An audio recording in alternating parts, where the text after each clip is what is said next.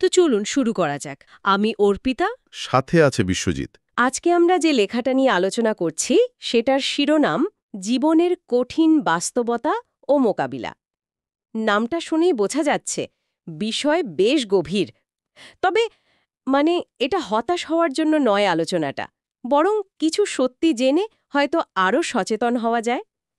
ঠিক। সচেতন হওয়া, শক্তিশালী হওয়া। লেখাটার শুরুতেই যেমন বলছি জীবনের কিছু কঠিন সত্য আছে, মেনে নেওয়া হয়তো কষ্টকর, কিন্তু এগুলো আমাদের আরও পরিণত করে তোলে। যেমন ধরুন সবকিছু অস্থায়ী বা সবাই আমাদের ভালো চায় না, এই ভাবনাগুলো কিন্তু বেশ নাড়া দেয়। অবশ্যই নাড়া দেয়। আর এই অস্থায়িত্বের বিষয়টা লেখাটা যেভাবে বলেছে সেটা খুব ইন্টারেস্টিং। হ্যাঁ, ওটাই ভাবছিলাম কিভাবে ব্যাখ্যা করা হয়েছে ওখানে। দেখুন, শুধু যে বলছে সবকিছু অস্থায়ী তা নয়, বরং খুব সুন্দরভাবে বুঝিয়ে বলছে যে মানুষের সম্পর্কগুলো কেমন যেন নদীর স্রোতের মতো। আজকে যে খুব আপনজন, কাল সেই হয়তো অনেকটা দূরে চলে যেতে পারে, অচেনাও হয়ে যেতে পারে। সময়ের সাথে সাথে।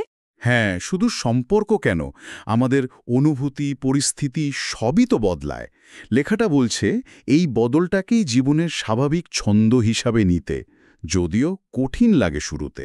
তা তো বটে, এই বদলের ব্যাপারটা মেনে নেওয়া সত্যি কঠিন। আর এর সাথে কি ওই একাকিত্বের ব্যাপারটা জুড়ে আছে লেখাটাতে ছিল মনে হয়। ঠিক ধরেছেন, ওই যে কষ্টটা একা সইতে হয়। হ্যাঁ, অন্যরা হয়তো পাশে থাকার কথা বলে, সমবেদনা জানায়, কিন্তু আসল যে যন্ত্রণাটা সেটা তো নিজেরই। একদম। ভেতরের অনুভূতিটা তো একান্তই নিজের, আর এই একা লাগার ভাবনা থেকেই কিন্তু আরেকটা দিকে যাওয়া যায়। কোনটা?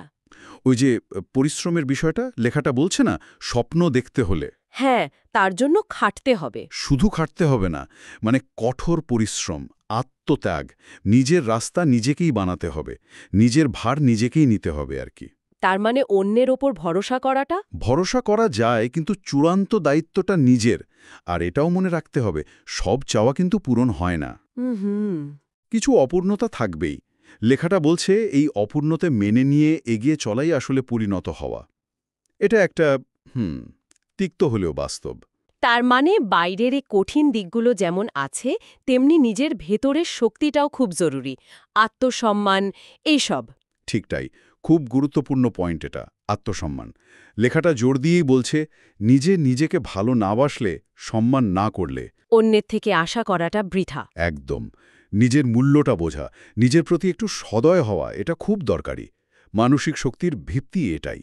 আর সম্ভবত এটাও লেখাটাতে ছিল যে সবাই আপনাকে বুঝবে না বা আপনার সব কিছুতে সায় দেবে না। হ্যাঁ, ছিল তো। এটাও মেনে নিতে পারাটা ম্যাচুরিটির লক্ষণ। আচ্ছা। কারণ দেখুন, সবাই তো তার নিজের চশমা দিয়ে জগৎটা দেখে, তাই না? সবার থেকে যদি আমরা সারাক্ষণ অ্যাপ্রুভাল বা স্বীকৃতি চাই, তাহলে তো হতাশ হতেই হবে। সবাই বুঝবে না, এটা মেনে নেওয়াই ভালো।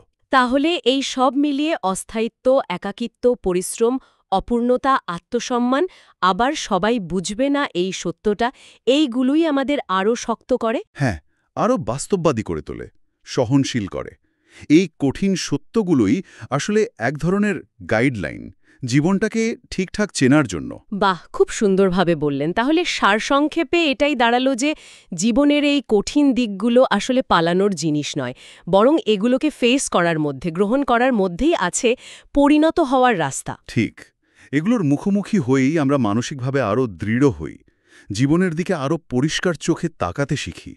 আর এইসব আলোচনার পর আমার মনে একটা প্রশ্ন আসছে। বলুন। এই যে আমরা জানলাম জীবনের এই কঠিন দিকগুলোর কথা, এই জানার পর আমাদের দৃষ্টিভঙ্গি কি বদলে ফেলা উচিত?